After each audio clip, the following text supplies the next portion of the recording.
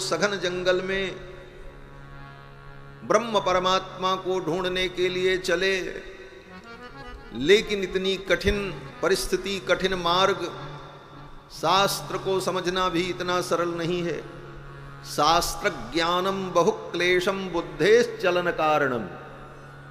बुद्धि विचलित हो जाए, कहाँ पर कौन सा न्याय लगाना है, कहाँ पर कौन से तात्पर्य को ग्रहण करना है, उसके पूर्व में क्या है, पर में क्या है, इन सारे विषयों पर विचार करने के बाद तब शास्त्र की पंक्तियों का वास्तविक तात्पर्य समझ में आता है। इतना कठिन, कहते हैं ऐसे घनघोर शास्त्र रूपी जंगल में कैसे मार्ग मिलेगा? बोले जो बहुत बड़ा बुद्धिमान ज्ञानी होगा उसे तो मार्ग मिल जाएगा, लेकिन साधारण व्यक्ति क्या करे? उसी में भटकता रहे। तो कहते हैं नहीं नहीं भटको मत, हम रास्ता बताते हैं। क्या रास्ता है? बोले निगम बनेषु नितांत खेद खिन्नाः विचनुतु वल्लवीनां भवनेषु उपनिषदर्थ उलूखले निबद्धः। आचार्य कहते हैं कि वेद रूपी जंगल में ब्रह्म को ढूंढते ढूंढते, शास्त्र रूपी जंगल में ब्रह्म का चिंतन करते करते थक गए। निगम बनेषु नितांत खेद खिन्नाः, आओ विचनुत वल्लवीनां भवनेषु, आओ वृंदावन में गोपियों के भवन में देखो, यशोदा रानी के प्रांगण में वेद का तत्व क्रीड़ा कर रहा है। नहीं समझ में आता है तो इतना ही देख लो। आओ अयोध्या में रघुनाथ जी ऐसी दिव्य लीला कर रहे हैं, दशरथ के प्रांगण में अवधेश के बालक चारि सदा तुलसी मन मंदिर में बिहरे। इनके चरित्र का चिंतन करो, इनका विचार करो, यही ब्रह्म तत्व हैं। बहुत ज्यादा परिश्रम करने की भी आवश्यकता नहीं। विचनतु वल्लवीनां भवनेषु उपनिषदर्थ उलूखले निबद्धः। उपनिषद का जो अर्थ है वो उलूखल में बंधा हुआ है। वेदांत का जो तात्पर्य है वो अयोध्या के प्रांगण में भाग रहा है और कौशल्या उसे पकड़ने जा रही है। चौपाई क्या कहती है? निगम नेति जहि अंत न पावा, ताहि धरे जननी हठि धावा। ये जितनी बात हमने कही, ये सारी बातें एक चौपाई के तात्पर्य में निहित है। निगम नेति कहि अंत न पावा, निगम नेति कहि अंत न पावा, ताहि धरे जननी हठि धावा, ताहि धरे जननी हठि धावा, ताहि धरे जननी हठि धावा। निगम नेति, वेद जिनका अंत नहीं पाया। वेदों ने अंत में कहा न इति, उस ब्रह्म का हम वर्णन नहीं कर सकते। यतो वाचो निवर्तन्ते अप्राप्य मनसा सह, आनंदम ब्रह्मणो विद्वान न बिभेति कुतश्च नेति न इति। वही ब्रह्म, वही परमात्मा अयोध्या में चार रूपों में प्रकट होकर के लीला कर रहे हैं। गोस्वामी जी कहते हैं निगम नेति जहि अंत न पावा, ताहि धरे जननी हठि। बस उनके चरित्र का हम चिंतन करें, उनका गुणानुवाद करें, उनका स्मरण करें, यही जीव के कल्याण का मूल मार्ग है। यस्य स्मरण मात्रेण जन्म संसार बंधनात् विमुच्यते नमस्तस्मै विष्णवे प्रभु विष्णु।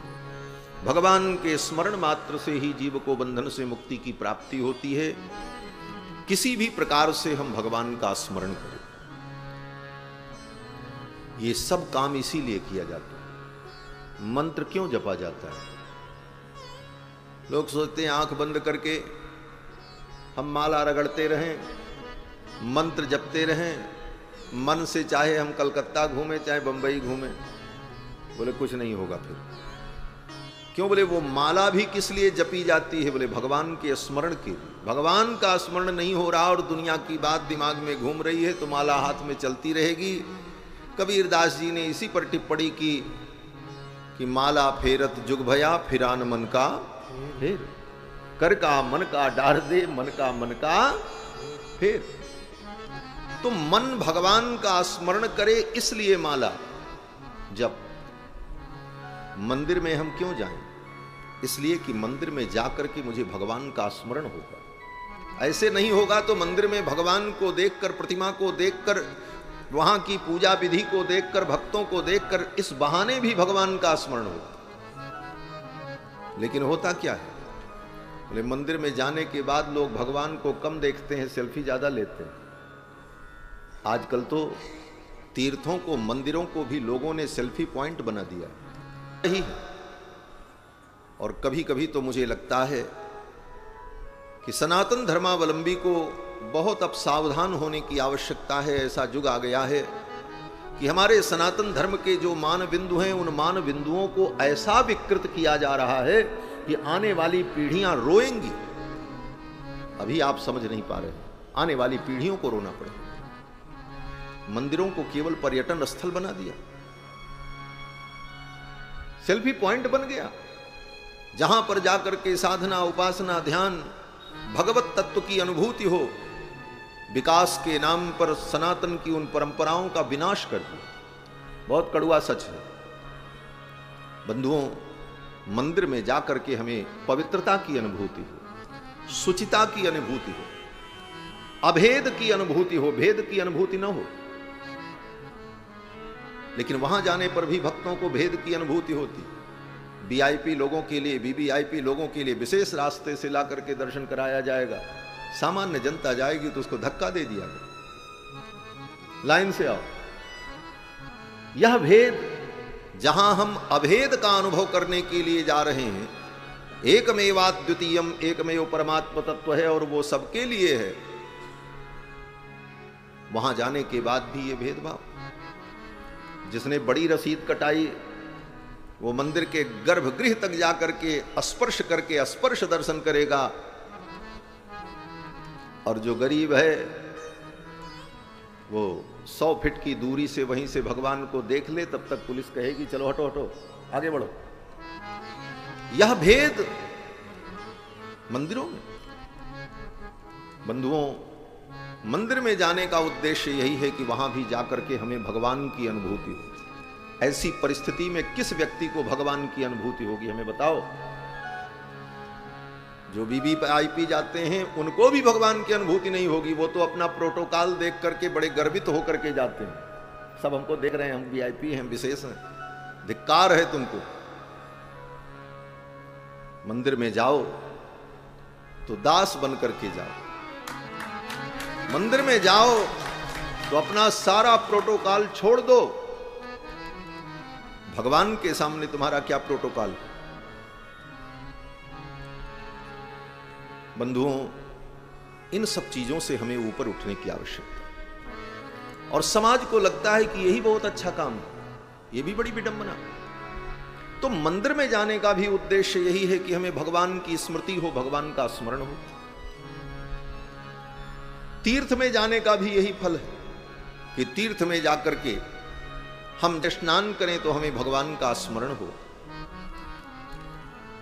ये सारी विधा जो है, ये कथा हम श्रवण करते हैं, इसका भी यही उद्देश्य है कि कथा के माध्यम से हमें भगवान का स्मरण हो।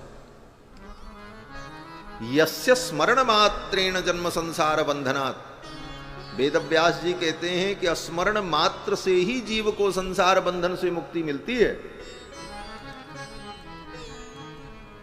इसमें सद्वारक हेतु है। सद्वारक हेतु का मतलब माला जपने से, मंत्र जपने से मुक्ति मिलती है, लेकिन डायरेक्ट माला मंत्र जपने से मुक्ति नहीं मिलती। माला मंत्र जपने के बाद जब द्वितीय कोटि में भगवत स्मरण होता है तब उससे मुक्ति मिलती।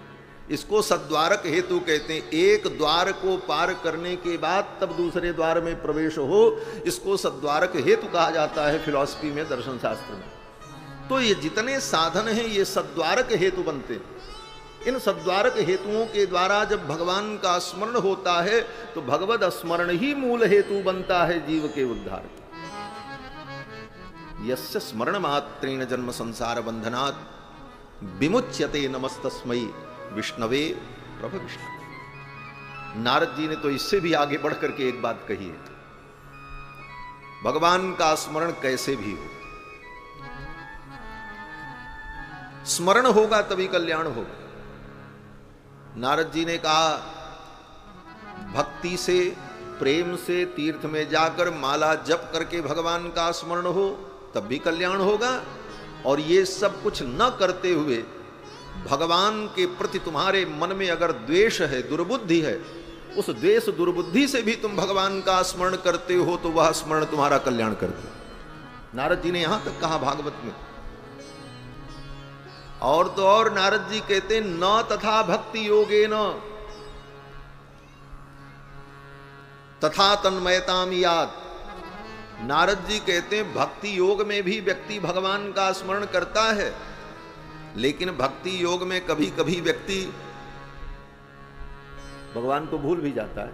भूल जाने का मतलब संसार के प्रपंच में लगा रहता है तो कुछ क्षणों के लिए भगवत विस्मृति हो जाती है। लेकिन जो भगवान के विरोधी शिशुपाल दंत वक्रादि हैं, नारद जी कहते हैं ये तो कभी भगवान को नहीं भूलते, निरंतर भगवान का स्मरण करते हैं।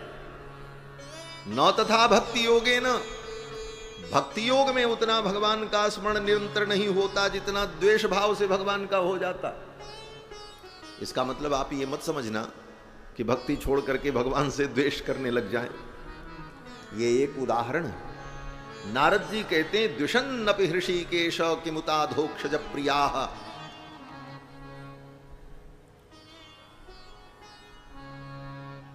जब रासलीला का वर्णन किया सुखदेव जी ने तो राजा परीक्षित के मन में थोड़ा संदेह हुआ।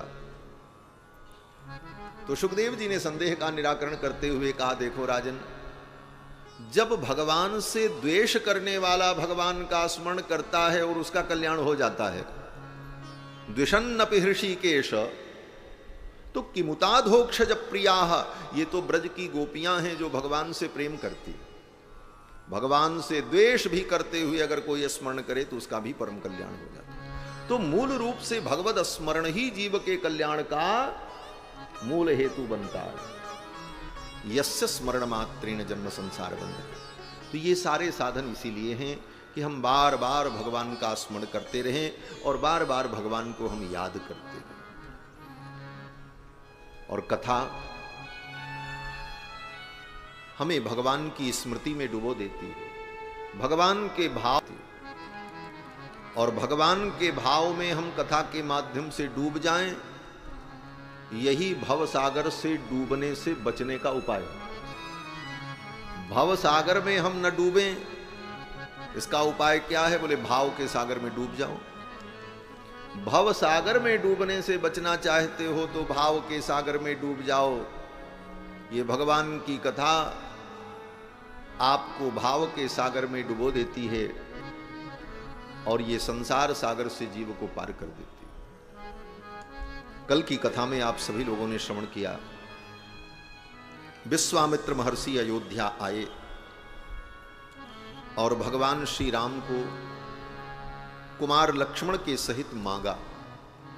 अनुज समेत देहु रघुनाथा, निश्चर बधमय होब सनाथा। इनके द्वारा निशाचरों का वध होगा, मैं सनाथ हो जाऊंगा। ये भी कितनी अच्छी बात है। विश्वामित्र जी कहते हैं राम जी हमको मिल जाएंगे, दो काम हो जाएगा, एक तो निशाचर मारे जाएंगे और मैं सनाथ हो जाऊंगा। हम लोगों के लायक बात यह है। विश्वामित्र जी कहते हैं निश्चर वध, ये तो निश्चरों का कल्याण होगा, निश्चरों को राम जी मारेंगे तो उनका तो कल्याण होना ही होना है। जब राम जी के बाण से मरेंगे तो उनको तो परम गति मिलेगी ही, लेकिन मेरा भी कल्याण होगा। मेरा कल्याण क्या होगा? विश्वामित्र जी कहते हैं निश्चर वध मैं होब सनाथ, मैं सनाथ हो जाऊं। क्यों? क्या विश्वामित्र जी अनाथ हैं? कहते हैं देखो विश्वामित्र जी अनाथ ही, अनाथ दो प्रकार के होते हैं। एक अनाथ तो वो होता है जिसका इस संसार में कोई अनाथ वो होता है जो अपने अहंकार के कारण किसी को अपना नाथ मानने को तैयार नहीं। एक अनाथ वो भी बड़े बड़े सब साधन संपन्न लोग अपने उन साधनों के अभिमान में किसी को अपना नाथ मानने को तैयार नहीं। इसी को गीता में भगवान कृष्ण ने कहा कि ऐसे लोग कोन्योस्ति सदृशो मया, मेरे समान कौन है। ऐसा मानने वाले जो हैं वो भी अनाथ हैं।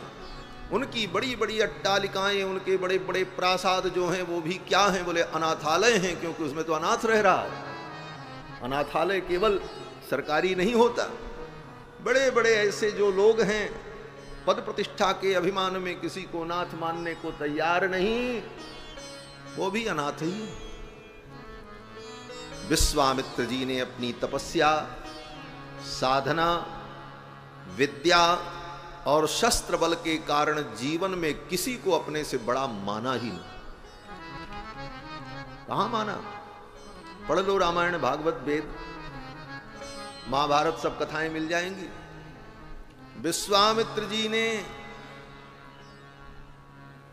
अपने सामने किसी को किसी भी प्रकार से श्रेष्ठ समझने का प्रयास नहीं। यहां तक की बात त्रिशंकु की आ गई तो विश्वामित्र जी ने कहा मैं त्रिशंकु को स्वर्ग भेजूंगा। बोले त्रिशंकु यज्ञ का अधिकारी नहीं है। क्यों? बोले त्रिशंकु चांडाल हो गए थे, गुरु के शाप से चांडालत्व की प्राप्ति हो गई थी त्रिशंकु को। राजा थे, गुरु ने शाप दे दिया जाओ चांडाल हो जाओ। त्रिशंकु को चांडालत्व की प्राप्ति हो गई। चांडाल को यज्ञ करने का अधिकार नहीं। विश्वामित्र जी ने कहा हम कराएंगे यज्ञ। अरे विधि विपरीत, बोले हम कराएंगे। बोले यज्ञ जो है आचार्य ब्राह्मण कराते हैं। विश्वामित्र जी ने कहा हम कराएंगे। महर्षि वाल्मीकि कहते हैं चांडाल याजको यस्य, चांडाल जिस यज्ञ का यजमान हो और याजक कोई द्विज विप्र न हो, उस यज्ञ से क्या होगा। बोलो श्री सीतारामचंद्र भगवान की जय। जय जय सीताराम। आपके मध्य प्रदेश प्रांत के यशस्वी उप मुख्यमंत्री श्री राजेंद्र शुक्ल जी मंच पर आ रहे हैं। आप लोग थोड़ी देर भगवान नाम संकीर्तन कर लें, फिर आगे की जैसी व्यवस्था होगी वैसा संकेत प्राप्त होगा। नारायण नारायण हे लक्ष्मी रमणा नारायण नारायण नारायण हे लक्ष्मी रमणा नारायण नारायण नारायण हे लक्ष्मी रमणा नारायण नारायण नारायण हे लक्ष्मी रमणा नारायण नारायण नारायण नारायण नारायण हे लक्ष्मी रमणा नारायण हे लक्ष्मी रमणा नारायण हे लक्ष्मी रमणा नारायण हे लक्ष्मी रमणा नारायण नारायण नारायण हे लक्ष्मी रमणा नारायण नारायण नारायण हे लक्ष्मी रमणा नारायण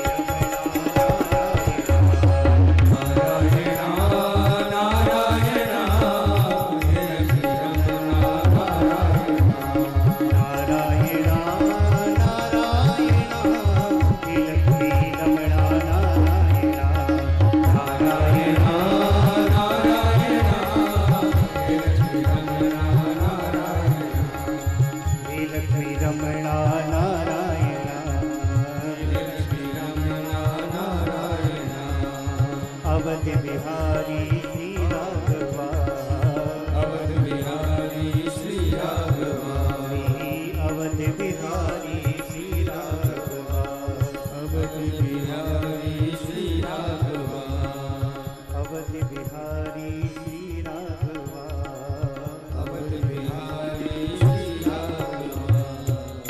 श्री सीतारामचंद्र भगवान की जय।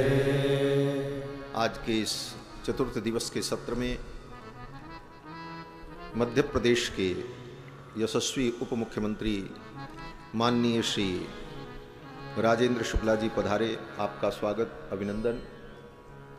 उनके साथ में श्री जनार्दन मिश्रा जी सांसद रीवा एवं श्री वीरेंद्र गुप्ता जी जिला अध्यक्ष एवं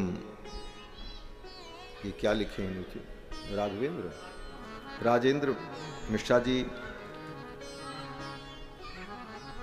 एवं हमारे शिष्य राजेश पांडे जी, अन्यान्य सभी विशिष्ट अतिथिगण भगवान की कथा में पधारे। आप सभी लोगों का अभिनंदन, स्वागत। और हम चाहेंगे कि ऐसे अवसर पर माननीय उप मुख्यमंत्री श्री राजेंद्र शुक्ला जी का भी कुछ उद्बोधन हो जाएगा। पहले थोड़ी देर कथा के प्रवाह में हम लोग चलें, फिर आप लोगों का भी उद्बोधन इस धर्म मंच से आप सभी लोगों को प्राप्त होगा। बोलो श्री सीतारामचंद्र भगवान की जय। मैं निवेदन कर रहा था कि विश्वामित्र जी आए और विश्वामित्र जी ने यही कहा कि अनुज समेत देहु रघुनाथा, निश्चर बधमय होग सनाथा। अनुज समेत देहु रघुनाथा, अनुज समेत देहु रघुनाथा, निश्चर बधमय होग सनाथा, निश्चर बधमय होग सनाथा, अनुज समेत देहु रघुनाथा, अनुज समेत देहु रघुनाथा, देहु रघुनाथा, देहु रघुनाथा। विश्वामित्र जी ने कहा इनके द्वारा असुरों का संहार होगा और मैं सनाथ हो जाऊंगा। विश्वामित्र जी ने ऐसा क्यों कहा? मैं निवेदन कर रहा था कि अनाथ दो प्रकार के होते हैं। एक तो वो अनाथ जो दीनहीन मलिन जिनका कोई नहीं, वो अनाथ। और एक अनाथ वह भी होता है जिसके पास सब कुछ है लेकिन अपने अभिमान के कारण किसी को अपना नाथ मानने को तैयार नहीं। कोन्योस्ति सदृशो मया, मेरे समान कौन है? ऐसी सोच के कारण जो व्यक्ति किसी के सामने नतमस्तक होने को तैयार नहीं, वह भी अनाथ है, क्योंकि उसने किसी को अपना नाथ माना ही नहीं। विश्वामित्र जी ऐसे ही थे, किसी को कभी नाथ माना नहीं। विश्वामित्र जी ने कहा, इंद्र त्रिशंकु के लिए जब यज्ञ करने चले तो ऋषियों ने कहा देवराज इंद्र आहुति नहीं ग्रहण करेंगे, क्योंकि विधि के विपरीत चांडाल जजमान हो और क्षत्रिय आचार्य हो, उसके द्वारा किए गए यज्ञ में कोई देवता आहुति ग्रहण करने वाले नहीं है। इंद्र आहुति ग्रहण ही नहीं करेंगे तो यज्ञ होगा कैसे? तो विश्वामित्र जी ने कहा अगर ऐसी बात है तो मैं दूसरा इंद्र बनाऊंगा। ये स्थिति थी विश्वामित्र जी। विश्वामित्र जी ने कहा कि अन्यमिंद्रम करिष्यामि, मैं दूसरा इंद्र बनाऊंगा। बोले दूसरा इंद्र बनाएंगे तो और देवता, बोले और देवताओं की उत्पत्ति करूंगा, अपनी तपस्या से मैं सब कुछ करूंगा, दूसरी सृष्टि ही बना दूंगा। किसी को नाथ नहीं माना। और इसी कारण से विश्वामित्र जी सब कुछ करते हुए भी इतने समर्थ होते हुए भी विश्वामित्र जी को यज्ञ में सफलता नहीं मिल रही, सिद्धि की प्राप्ति नहीं हो रही थी। अंत में ये बात विश्वामित्र जी को समझ में आई, किसी को तो मैं अपना नाथ बनाऊं, किसी को अपना नाथ बना लूं। किसको बनाऊं? बोले भगवान जो विश्वनाथ हैं, जगन्नाथ हैं, उन्हीं की शरण में जाकर उन्हीं को मैं अपना नाथ मान लूं, तो कम से कम मैं अनाथ नहीं रहूंगा। इसीलिए विश्वामित्र जी ने कहा, निश्चर बध मैं होब सनाथा, इन्हें पा करके मैं सनाथ हो जाऊंगा, ये मेरे नाथ बन जाएंगे। दशरथ जी महाराज ने अपने दोनों पुत्रों को सौंप दिया। विश्वामित्र जी बड़े प्रसन्न हुए और विश्वामित्र जी को लगा कि मुझे संसार की संपूर्ण निधि प्राप्त हो गई।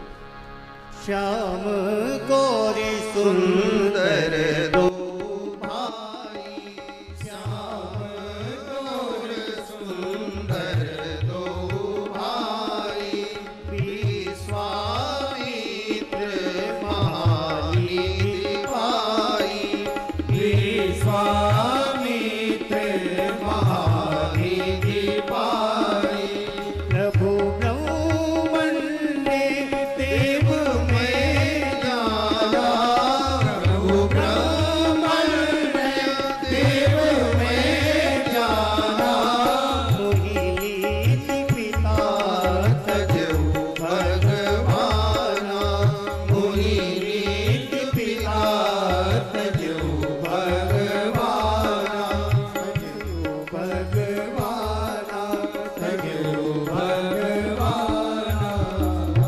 विश्वामित्र जी को लगा मुझे महानिधि मिल गई। विश्वामित्र जी ने राम जी से कहा, राम अब चलो, विलंब करना ठीक नहीं। क्यों? बोले विश्वामित्र जी ने सोचा बड़े मुश्किल से तो राजा तैयार हुआ है देने को, कहीं इसकी बुद्धि बदल गई तो बना बनाया काम बिगड़ जाएगा, इसलिए अब तो लेकर के इनको यहां से निकलो। विश्वामित्र जी राम लक्ष्मण को लेकर के अयोध्या से चल पड़े सिद्धाश्रम के लिए। सरयू जी के किनारे किनारे, सरयू के दक्षिण तट पर होते हुए पैदल यात्रा करते हुए विश्वामित्र जी राम लक्ष्मण को लेकर के जा रहे हैं। इस यात्रा में 3 व्यक्ति हैं विश्वामित्र जी के साथ, और कोई सेवक नहीं, कोई मुनि नहीं, कोई महात्मा नहीं। विश्वामित्र जी, राम जी और लक्ष्मण जी, तीनों चल पड़े। जब चले तो राम जी ने सोचा,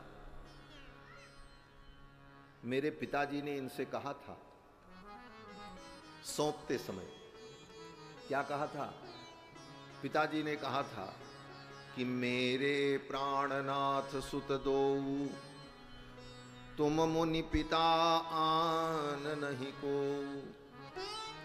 हे मुनिवर, ये दोनों मेरे पुत्र मेरे प्राण के समान प्रिय हैं, अब आप इनके पिता हो, अब मैं आपको सौंप रहा हूं। राम जी ने सोचा, पिताजी ने इनको कहा है कि ये पिताजी हैं, तो मुझे भी इनके प्रति पिता का भाव रखना चाहिए।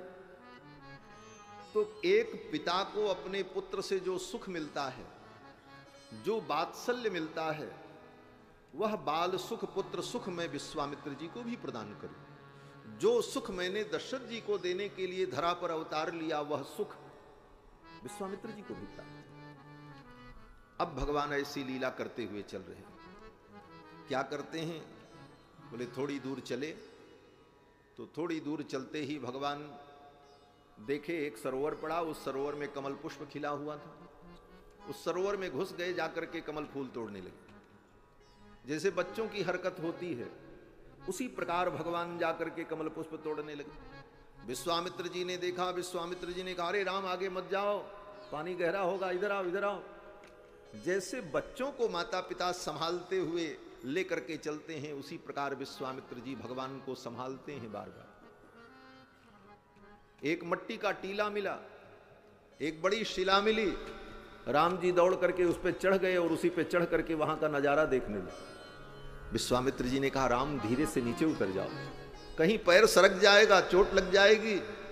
बार बार विश्वामित्र जी भगवान को संभालते हुए चल रहे हैं और भगवान बच्चों जैसी लीला करते हुए, बाल लीला करते हुए विश्वामित्र जी को सुख देते हुए जा रहे हैं। ऋषि संग हरसी चले दो भाई, ऋषि संग हरसी चले दो भाई, हरसी चले दो भाई, ऋषि संग हरसी चले दो भाई, ऋषि संग हरसी चले दो भाई, ऋषि संग हरसी चले दो भाई। पैठन सरनी सिलन चढ़ चितवनी, पैठन सरनी सिलन चढ़ चितवनी, खग मृग मन रुचिराई हो, खग मृग मन रुचिराई। सादर सभय सप्रेम पुलक मुनि, सादर सभय सप्रेम पुलक मुनि, पुनि पुनि लेत बुलाई हो, पुनि पुनि लेत बुलाई। ऋषि संग हरसी चले दो भाई, ऋषि संग हरसी चले दो भाई, ऋषि संग हरसी चले दो भाई, हरसी चले दो, हरसी चले दो भाई। श्री गोस्वामी जी महाराज वर्णन करते हैं कि पैठत सरनी सिलन चढ़ चितवनी, सरोवर में घुस जाए, शिला पे चढ़ करके वहां का नजारा देखने लग जाए। पैठन सरनी सिलन चढ़ चितवनी, खग मृग बन रुचिराई, सादर सभय सप्रेम पुलक मुनि पुनि पुनि लेत बुलाई। विश्वामित्र जी गए, राम इधर आओ, लक्ष्मण इधर आओ। जैसे बच्चों को संभाला जाता है उसी प्रकार विश्वामित्र जी संभालते हुए इनको लेकर के चल रहे। गोस्वामी जी की ये पंक्ति बड़ी महत्वपूर्ण है। सादर सभय सप्रेम पुलक मुनि, राम जी के प्रति विश्वामित्र जी का भाव जो है वो कैसा है? बोले सादर, आदर का भी भाव है, सभय, भय भी कि ये भगवान है, सप्रेम और प्रेम भी। सादर सभय सप्रेम पुलक मुनि पुनि पुनि लेत बुलाई। भगवान से हमारा व्यवहार कैसा हो, इसका ये सूत्र है। लोग कहते हैं भगवान को अपना मानो, भाई मानो, बेटा मानो। बोले मानो, इसमें कोई आपत्ति नहीं है, भाई बेटा बंधु सब मानो। तुमेव माता च पिता तुमेव, तुमेव बंधुश्च गुरुस्तमेव, तुमेव विद्या द्रविणम तुमेव, तुमेव सर्वम मम देव देवा। आप मेरे सब कुछ हो। जो संबंध आपको प्रिय लगे वो संबंध भगवान में मान लो। गोस्वामी जी महाराज कहते हैं, तो ही मोहि नाते अनेक मानिए जो भावे, ज्यों त्यों तुलसी कृपालु शरण पावे। लेकिन इसके साथ साथ भगवान के प्रति आदर का भाव बना रहे। भगवान भगवान, सभय, भय भी बना रहे। इतने निर्भय मत हो जाओ कि भगवान को कुछ भी कह दो आत्मीयता में और अपनत्व समझ करके। वो भगवान हैं, सर्वेश्वर हैं, उनकी मर्यादा है।